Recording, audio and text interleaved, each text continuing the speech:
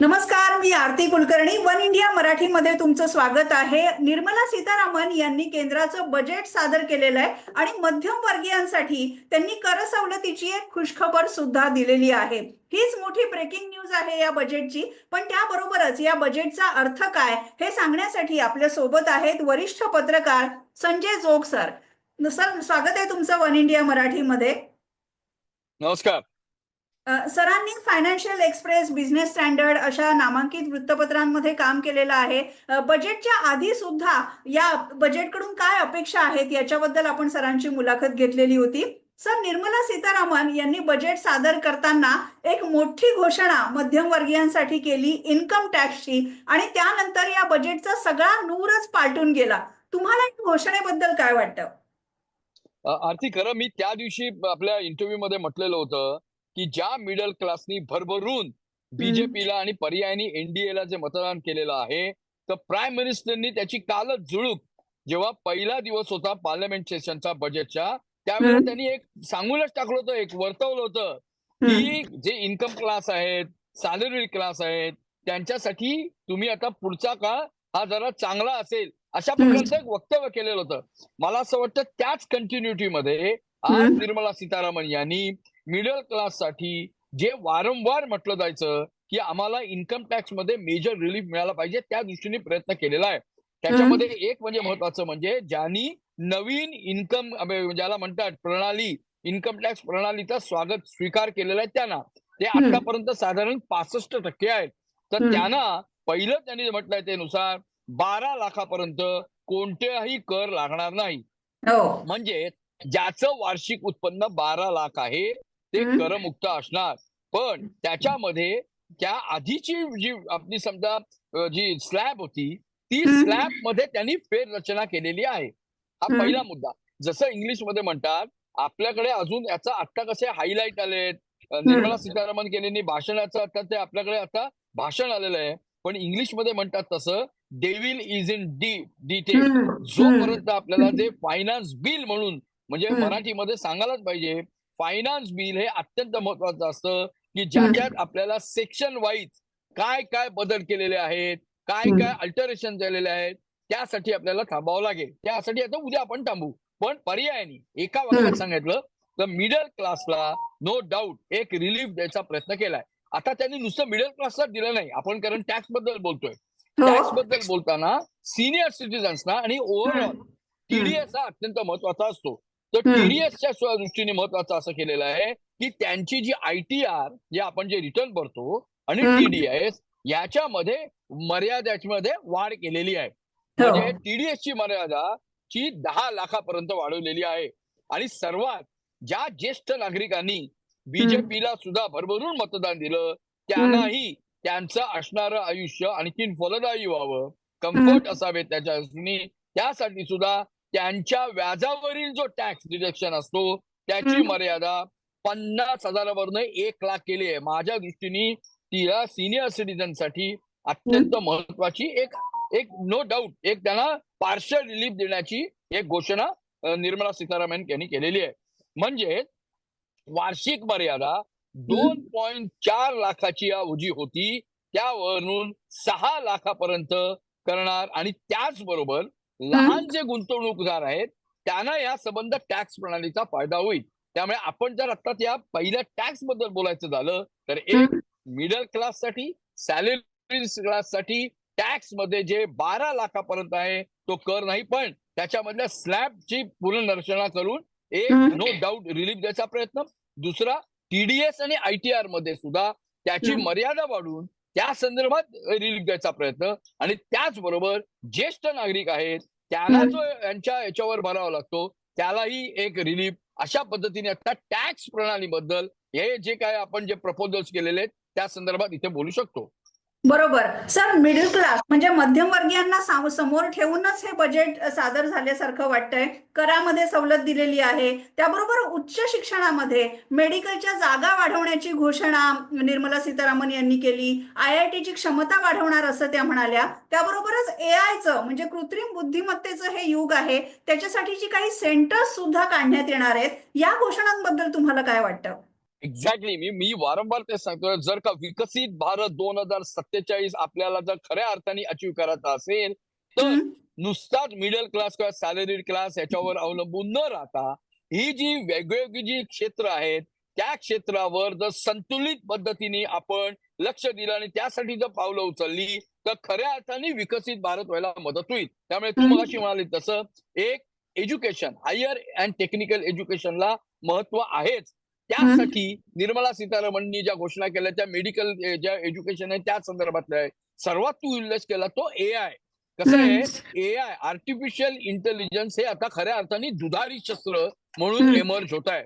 एक, त्याचा सुटसुटीतपणा जर आपण वापरला तर टेक्नॉलॉजी मधनं आपल्याला इनोव्हेशन तर नक्कीच आहे, पण एआयचे गैरवापर सुद्धा आहेत. तर हं, त्यामुळे कालच आपल्या इथले अश्विन वैष्णव असतील किंवा हं. इतरही जे तज्ञ मंडळी असतील ते तेच सांगतायत, जर भारताला जसं चायनीनी जसं आपलं त्यांच्या स्वरूपातलं एक एआय केलं डीपसीक, हो, त्या हो. पद्धतीने करताना आपल्या सुद्धा जर का भारताच्या रचनेमध्ये बसणारं एआय हं, केलं तर ते त्याचा उपयोगच होईल, हं, दुरुपयोग कमी कसा होईल यासाठी प्रयत्न व्हायला पाहिजे. आणि आज जे फायनान्स मिनिस्टरने सांगितलंय, मग त्यासाठीची रिसर्च अँड डेव्हलपमेंटसाठीची योजना, हं. त्यासाठी लागणारं फंडिंग, त्यासाठी असणारी ज्याला मी वारंवार म्हणतोय पॉलिसी आणि रेग्युलेटरी फ्रेमवर्क, बरोबर. यामध्ये या निर्मला सीतारामन यांनी जे अत्यंत म्हणजे आपण म्हणताय रेव्होल्युशनरी बजेट म्हणजे प्रपोजल दिले, त्याचा भारताला या सर्वांकष जर ज्याला म्हणतात होलिस्टिक पॉलिसी जर वापरली आणि हं, इम्प्लिमेंट केली, तर येत्या 2047 पर्यंत विकसित भारताचं जे प्राईम मिनिस्टर नरेंद्र मोदी सतत सांगत असतात, ते हं, स्वप्न साकार करण्यासाठी एक नो डाऊट स्टेप असेल. पण एवढंच इनफ नाही. हं, अगदी ह्याच्या बरोबर एकच सांगायला पाहिजे, हं, की निर्मला सीतारामनने त्याच्यात उल्लेख काय केलाय, की आपल्याला ह्या संबंध हे करत असताना आत्तामध्ये आपण गुंतवणूक विकासाचं हे तिसरं इंजिन असणार आहे. मी हं, वारंवार म्हटलं होतं, की सरकारची 2 चाकं असतात. एक हं. सरकार किंवा त्यांची अंडरटेकिंग आणि दुसरं खाजगी क्षेत्र. बरोबर. सरकारकडनं सुद्धा काही काळा म्हणजे येत्या लास्ट 10 ते 15 वर्षामध्ये जी सार्वजनिक गुंतवणूक किंवा कॅपिटल इन्व्हेस्टमेंट व्हायला पाहिजे होती, ती हं, कमी कमी होतीये. पण त्याचबरोबर खाजगी क्षेत्रामध्ये सुद्धा त्यांना वारंवार पॅकेज स्कीम ऑफ इन्सेंटिव्ह असेल, हं, प्रोडक्शन लिंक इन्सेंटिव्ह असेल, तरी हं, सुद्धा ज्या अपेक्षा पद्धतीने त्यांनी इन्व्हेस्टमेंट वाढायला पाहिजे, ती हं, अजून वाढताना दिसत नाही. हं, त्यामुळे निर्मला सीतारामनना या त्यांच्या बजेटमध्ये अधोरेखित करावं लागलं, की गुंतवणूक हे तिसरं इंजिन आहे. आणि हं. त्यासाठी म्हणजे त्यांनी पहिलं काय सांगितलं, ऍग्रीकल्चर, बरोबर. एमएसएमई, आणि मग त्यासाठी गुंतवणुकीवर भार देऊनच, आणि हं, तो जोपर्यंत आपण हे करत नाही, तोपर्यंत भारत $5 ट्रिलियन इकॉनॉमी होण्याचं आपलं हो. नुसतं स्वप्नच राहील. ते हं. अस्तित्वात येण्यासाठी गुंतवणुकीवर भर दिला तर त्याचा नक्की आपल्याला भारताच्या एकूणच जे म्हणजे आपलं जे प्रगती डेव्हलपिंग कंट्रीज मधनं डेव्हलप कंट्रीज विकसित भारताकडे हं. नेण्याच्या दृष्टीने अत्यंत इम्पॉर्टंट असं हे स्टेप असेल. सर, आपण बजेट जाहीर होण्याच्या पूर्वी जे बोलत होतो, की बरीच आर्थिक आव्हानं निर्मला सीतारामन यांच्या समोर आहेत. महागाई वाढलेली आहे.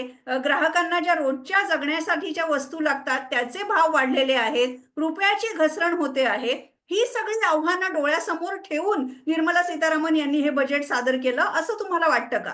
करावंच लागेल. म्हणजे कालच्या इकॉनॉमिक सर्व्हे मध्ये सुद्धा चीफ हं, इकॉनॉमिक ऍडवायझरनी सांगितलेलं होतं, की ठीक आहे, भारत हा आपण $5 ट्रिलियन इकॉनॉमीची जे गोल आहे ते अचीव्ह करण्याच्या दृष्टीने म्हणजे परस्यू करतोय. पण तेवढंच इनफ नाही. हं, कारण आपल्याकडे अजूनही जे रिफॉर्म्स, आपल्याकडे ज्या असणाऱ्या पॉलिसीज, हं, आपल्याकडे असणारे कायदे आणि रूल्स, आणि त्याचबरोबर जो किचकटपणा आहे अजूनही, हं, कोणाही एखाद्या गुंतवणूकदाराला आपल्या गुंतवणूक जर का त्याच्या म्हणजे शेवटपर्यंत न्यायची असेल, तर हं. त्याला येणारे प्रॉब्लेम सोडवण्यासाठी लागणारी जी वेळ आहे, हो. कालमर्यादा आहे, आणि ते जे प्रॉब्लेम आहे ते जोपर्यंत सुटत नाही, तोपर्यंत भारतासाठी हा मार्ग खडतर असेल. त्यामुळे एकदम बरोबर बोलली सारथी. त्याच हं, दृष्टीने कालच्या इकॉनॉमिक सर्व्हेचा बॅकग्राऊंड घेऊनच फायनान्स मिनिस्ट्री म्हणजे मिनिस्टरनी हं. एग्रीकल्चर असेल,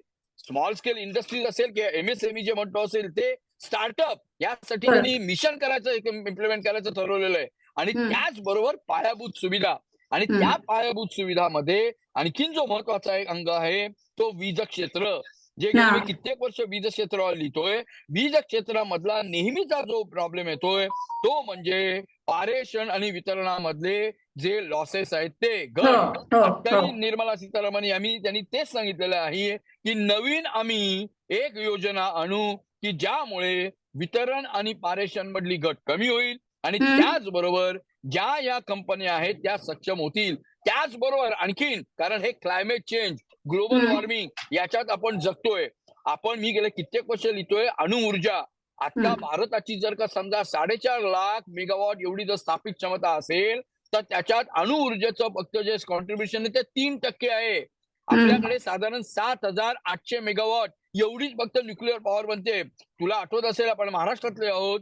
जैतापूर प्रोजेक्ट बद्दल जो 10,000 मेगावॉटचा 1,00,000 कोटी इन्व्हेस्टमेंट म्हणून येणार होता तो 2010 पासून नुसता चर्चित आहे. तर आता निर्मला सीतारामन यांनी याच्यावर एक भर दिला, या global warming, climate change, green energy, renewable energy यासाठी त्यांनी 1,00,000 मेगावॉट एवढी न्यूक्लिअर कॅपॅसिटी वाढवण्याचं लक्ष ठेवलंय. अत्यंत महत्वाकांक्षी आहे. आणि त्याचबरोबर भारतामध्ये छोटे छोटे 250 मेगावॉटचे किंवा 300 मेगावॉटचे ज्याला स्मॉल रिॲक्टर्स बनवायचे, जे रशियामध्ये किंवा इतर कंट्रीमध्ये बनवायला लागले, त्याचं उद्दिष्ट ठेवलंय. त्यामुळे माझ्या दृष्टीने पायाभूत सुविधा, वीज क्षेत्र, रस्ते, बंदर, त्यांनी सांगितलं शिप बिल्डिंग साठी आम्ही नवीन योजना आणतोय. त्यासाठी असं जर केलं आणि त्याचबरोबर आपल्या इथे जे MSME आहेत त्या मॅडमने मगाशी सांगितलं 5.4 कोटीच्या वर आहेत आणि ते आपलं जे एक्सपोर्ट मध्ये कॉन्ट्रीब्युशन आहे ते जवळपास 30% आहे. त्यामुळे MSEB जी काही वेळेला खंगत गेलेली जी सिच्युएशन आहे फायनान्शियल, त्यांना उभारी देण्यासाठी सुद्धा प्रयत्न आहेत. मला असं वाटतं आता प्रयत्नांची शिकस्तच करावी लागेल. घोषणा होतात पण जसं वारंवार म्हणजे रुलिंग असेल किंवा अपोजिशनचे जेव्हा जातात तिकडे म्हणतात ह्याला जर का करायचं असेल भारताला आणि त्याच्यात वर यायचं असेल तर एकच असतं, इम्प्लिमेंटेशन, इम्प्लिमेंटेशन अँड इम्प्लिमेंटेशन. मला असं वाटतं निर्मला सीतारामन यांनी मानस व्यवस्थित व्यक्त केलाय. आता जे खऱ्या अर्थाने ज्याला म्हणतात ऍसिड टेस्ट आहे ती राज्य आणि केंद्र सरकारांनी या संदर्भातलं अंमलबजावणी करून सुटसुटीत करून हे कशा साध्य करता येईल याकडे लक्ष देणं. बरोबर आहे सर. तुम्ही पुन्हा पुन्हा सांगत असता की आपण भारत हा कृषी प्रधान देश आहे, पण त्याबरोबरच उद्योग क्षेत्राला सुद्धा आपण तेवढंच प्राधान्य द्यायला हवंय. अजूनही आपण उत्पादन क्षेत्रामध्ये खूप कमी पडतोय आणि तिथे आपली चीनशी जी स्पर्धा आहे ती कठीण होत चाललेली आहे. आपण एकीकडे म्हणतोय की उत्पादन क्षेत्र वाढवूया, त्याबरोबरच सेवा क्षेत्रामधून सुद्धा नोकऱ्या जनरेट करूया. तुम्हाला काय वाटतं, उत्पादन क्षेत्र वाढवण्यासाठी काय केलं पाहिजे? एक्झॅक्टली आरती, तू तेच म्हणते. खरं तर आपण ही रेस आत्ता अर्थाने खरं तर हरलेलो आहोत. चायना कितीही म्हणजे त्या एकेकाली डबल डिजिट होते 10% वगैरे, आता त्यांची 5.4 5.7% जरी झालं तरी आज जे आपले चीफ इकॉनॉमिक ऍडवायझर आहेत त्या इकॉनॉमिक सर्व्हे मध्ये त्यांनी अत्यंत सरळ आणि सोप्या पद्धतीत दिलंय की चायना ही मॅन्युफॅक्चरिंग सेक्टरची खऱ्या अर्थाने राजधानी ठरलेली आहे जगाच्या लेवलला.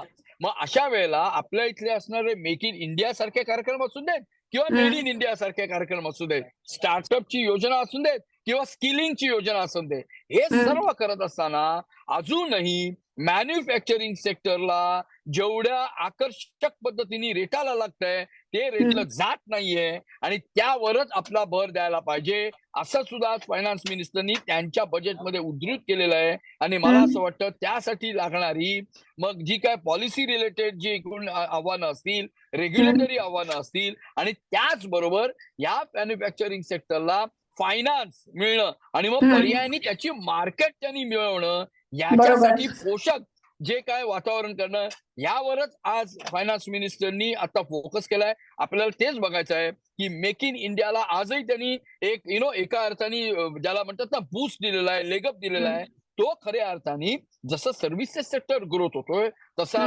मॅन्युफॅक्चरिंग आणि इंजिनिअरिंग सेक्टर भारतामध्ये अजून जर वाढला तर आणि तरच आपण विकसित भारताच्या दृष्टीने कुठेतरी खऱ्या अर्थाने वाटचाल करतोय याचं आपल्याला दिशादर्शक ठरेल. तर एक शेवटचे 2 प्रश्न. शेती क्षेत्राला सुद्धा तेवढंच प्राधान्य बजेटमध्ये दिलं जातं. शेतकऱ्यांसाठीच्या काही सवलती सरकारने जाहीर केलेल्या आहेत. क्रेडिट कार्डची मर्यादा सुद्धा वाढवलेली आहे. तुम्हाला काय वाटतं शेतीच्या क्षेत्राला या बजेटने काय दिलं? आता साधं 2-4 मी उदाहरण सांगतो, तू म्हणालीस म्हणून, कारण मी ते ऑलरेडी हे करूनच ठेवलेलं आहे. हं. शेतकऱ्यांसाठी काय दिलं, तर धनधान्य योजना शेतकऱ्यांसाठी लागू करणार. हो. किसान क्रेडिट कार्डची मर्यादा आहे ती 3 लाखावरनं 5 लाखापर्यंत करणार. हं. डाळीसाठी आत्मनिर्भरता, तुला सांगायला पाहिजे, हं. भारत हा पल्सेस हो. याच्यामध्ये डाळीमध्ये स्वयंपूर्ण होण्यासाठी आणि एक्सपोर्ट करण्यासाठी बराच वर्ष काम करतोय. तर हं. त्याला आणखीन बूस्ट देण्यासाठी ही योजना आणण्याचं आज निर्मला सीतारामन केलंय आणि ती योजना 6 वर्षासाठी ते इम्प्लिमेंट करणार आहे. हा हं. अत्यंत महत्वाचा आहे. युरिया उत्पादनामध्ये सुद्धा भारत स्वयंपूर्णता व्हावा. म्हणजे मला अजून आठवत आहे, मी याच्यावर लिहायचो आधी पेट्रोकेमिकल्स, केमिकल फर्टिलायझर. हं. तर हं. आपल्या इथे काही हे फर्टिलायझरचे कारखाने बंद पडले. तर हं. ते आता रिव्हाइव्ह करण्याचा आणि त्याचबरोबर एक नवीन आसाममध्ये करण्याची घोषणा आणि ज्याला म्हणतात ब्राऊन फील्ड एक्सपान्शन असणाऱ्या याची एक्सपान्शन करण्याची योजना आज हं. फायनान्स मिनिस्टरनी प्रस्तावित केले.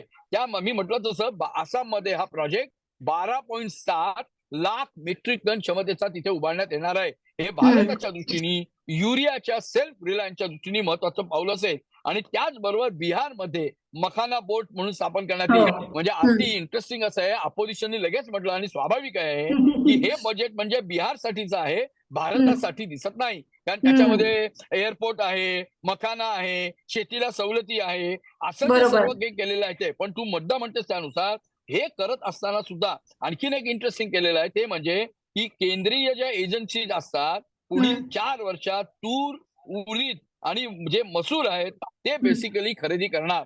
फक्त हं. 2 प्रश्न याच्यात अधोरेखित करायला पाहिजे आपल्याला. कारण हं. आपण जे बोलतोय त्यावेळेला शेतकऱ्यांचं अजूनही आंदोलन संपलेलं नाही हो. दिल्लीच्या बॉर्डरवर. की एमएसपीची योजना ज्याला लीगल स्वरूप द्यायचं या संदर्भात फायनान्स मिनिस्टरनी याच्या संदर्भात काहीही एक दिशा उल्लेख केलेला दिसत नाही.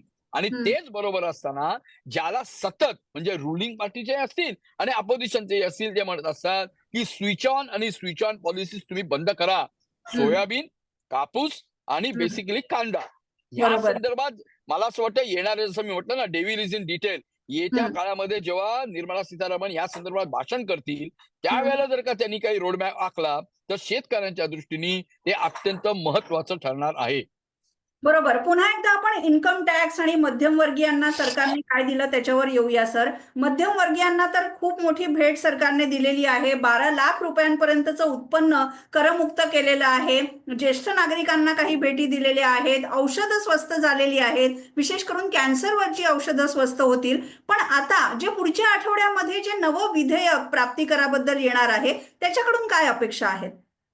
नाही नाही, आता कसं आहे, हे आज मॅडमनी प्रपोजल केलं हं. तर it has to be legalise ना, त्याला एका हं. लीगल फ्रेमवर्क मध्ये ठेवलं पाहिजे. मला हं. असं वाटतं आज आता त्या वेगळ्या परत चर्चा करतील. त्यांची जी आत्ताही प्रेस कॉन्फरन्स झाली असेल हं. त्यामध्ये आता हे लिगली त्याची मांडणी होईल की हो. पर्यायाने हं. त्याचं ऍक्ट म्हणून होईल. म्हणजे आता तुला हं. उदाहरण द्यायचं झालं तर आपण जे मगाशी म्हटलं तसं की 0.4 लाख जे रुपये आपण जर धरलं तो स्लॅब, हं. तर हो. त्याला आता नील असणार आहे कुठल्याही प्रकारची. बरोबर, पण बरोबर. त्याच्या पुढे 4 ते 8 लाख जर घेतलं तर त्याला 5% राहील. 8 ते 12 लाख घेतलं तर 10% राहील आणि मग हं. पुढे पुढे ते वाढत गेलेलं आहे. हे जे हं. सगळं स्वरूप आहे ना ते त्या ऍक्ट मध्ये त्याचा म्हणजे इन्क्लूड करण्यात येईल आणि ते हं. आपल्याला पुढे राहील की which will become a kind of a statute आणि ते आपल्याला रेडी रेकनरसारखं वापरून त्याची अंमलबजावणी आपल्याच्या दृष्टीने महत्वाची असेल. अजून एक प्रेक्षकांच्यासाठी सर क्लिअर करूया आपण, की आता जी ही नवीन घोषणा झालेली आहे, 12 लाख रुपयांपर्यंतचं उत्पन्न जे आहे ते करमुक्त आहे. ते कधीपासून लागू होईल? कोणत्या तारखेपासून लागू होईल? जनरली जेव्हा बजेट मांडलं जातं ते आता 1 हं. जानेवारीला हे आपलं 1 फेब्रुवारी ठरवलेलं आहे. आपला जो बरोबर. नवीन ज्याला म्हणतात ना फायनान्शियल इयर असतं, तर ते हं. इयर 1 एप्रिल पासून 31 मार्च पर्यंत असतं. त्यामुळे बरोबर. हे आता त्यांनी अनाउन्समेंट का केली? कारण ह्या ज्या रचना कराव्या लागतात, हं. त्यासाठीच्या लागणारे प्रोव्हिजन्स करावे लागतात. हं. त्यासाठीची जी कर प्रणाली ही खालपर्यंत जावी लागते आणि तू म्हणाली तसं तो ऍक्ट होऊन त्या हं. ऍक्टचे रूल्स व्हावे लागतात. तरच हं. त्याची अंमलबजावणी होते. त्यामुळे तेवढा वेळ दिलेला आहे. हे नववर्षात म्हणजे 1 एप्रिल 2025 ते हम्म, 31 मार्च 2026 हे जे फायनान्शियल इयर असेल हम्म. त्याच वेळेनुसार याची अंमलबजावणी सुरुवात होईल.